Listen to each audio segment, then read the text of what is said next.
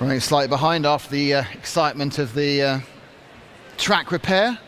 I don't know whether Jim's commenting on this, but one or two of you were leaving before the race is finished on the rostrum.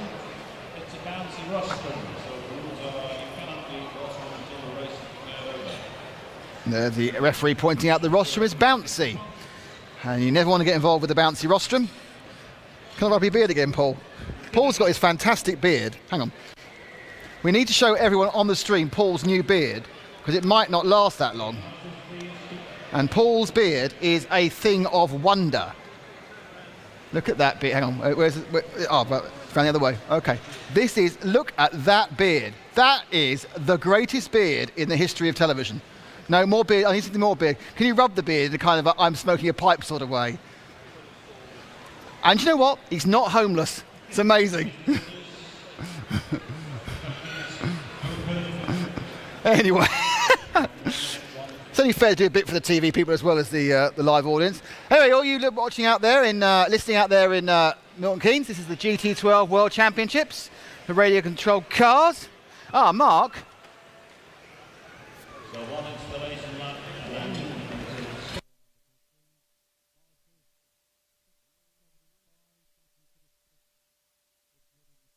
And here we go. So they're going to grid up again for the GT. These races are all races, no qualifying. They're all finals as such. The winner gets only a point, but the last place gets 10. Everyone has 10 races during the course of the championship, which is taking place today and tomorrow, ending at about 4 o'clock tomorrow afternoon. And whoever has the least points, when their 8 best scores, they will be declared the world champion. We're not playing for a Buckinghamshire championship or an English championship or a UK championship or a European championship. It's a world championship, everybody. Well done. So obviously by that you would also be champion of Europe, Britain, England and Buckinghamshire as well, but, you know, let's point out it's the world. The round bit. Thank you, Andy. I'm glad you're with me. Now, whoever's on the pole position appears to have gained about 3 inches. But who is that? We don't know. It's very exciting.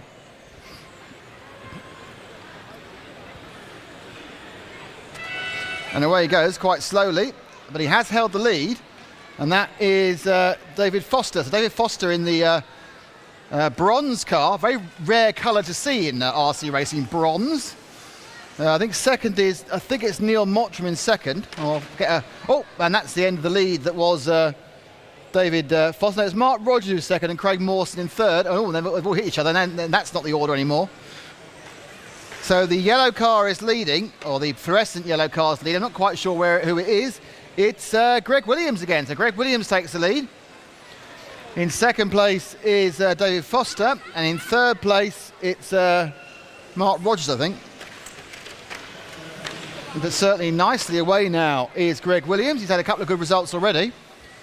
Foster of the bronze car is in second. Hit the second place, please, John. It's a bronze car of Foster and 2 cars chasing him, which is Rogers and Mawson. They go across the line in the order of Rogers and Mawson. So Rogers is in the yellow into orange car and Mawson in the white, orange, white, blue car. That's your second, third and fourth. The leader, young Mr. Williams, is happily away. Oh, mistake there from second place man. He loses it. So into second goes Mark Rogers. Foster drops to third, and he's all over it again now.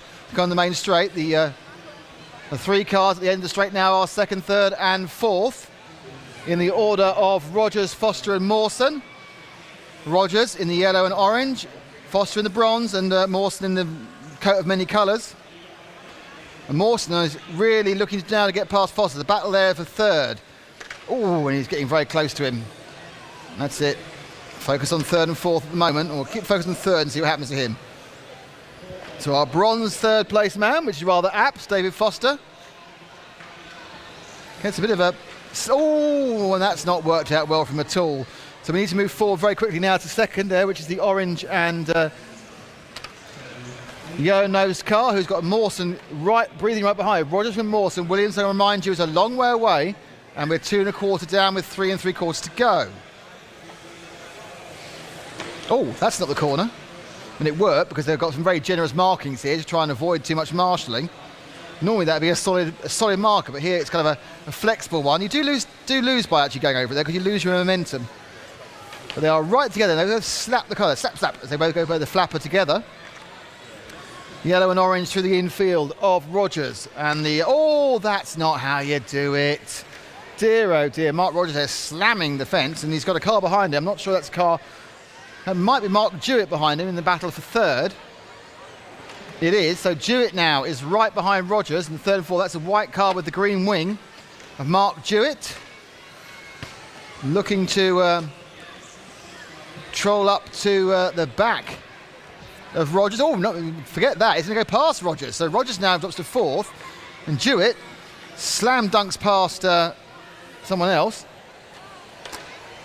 And it's now Williams from Mawson. I think it's a bit of lap traffic in the way. On the Mardaves, that's it, gets out of the way. So there's your third place man. He's under pressure from Rogers again now. So Rogers and Jewett get out the end of the straight, still battling out the white with the green wing against the yellow with the orange. Ooh. So Rogers now was overtaken reasonably easily by Jewett, but he's not letting go. But neither are they gaining on Mawson. Mawson's sort of pulling away, but he's a long way behind Williams. So Williams, can just remind you, which the yellow car at the front is leading. Obviously being at the front, he would be leading, as he just completed the lap now in the main straight, going round the end of the hairpin. Let's pick up our leader, John. He's just coming, the all yellow car just coming in through there. That's, that was so close to disaster. As the back mark tried to get out of the way and then railroaded himself almost directly into Williams.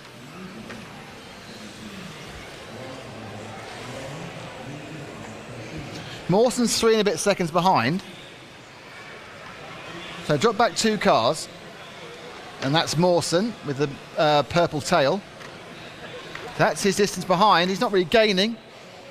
Well, I said I gained 400th a second that time round, but with a minute and 28 to go, you need about another 75 laps to get ahead at that rate. And in third still, it's Mark Jewett, who's managed to break the resistance, I think, of the guys behind him.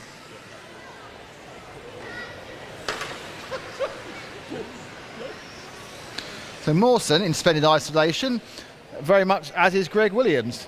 Mark Jewett, and no one's really that close, and this is the 30th race. We are halfway through the day, everybody. 3 rounds down, 3 rounds to go. Lunchtime rush means our streaming is going much better.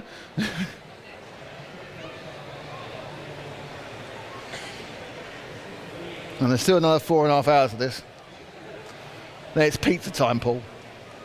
But don't get it all in your beard.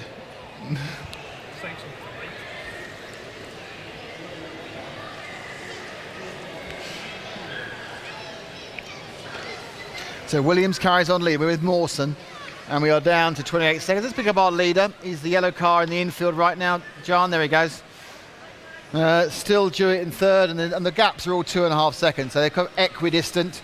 But your leader now, the bottom of the circuit, going around the hairpin into the infield, and the S in front of the driver's stand.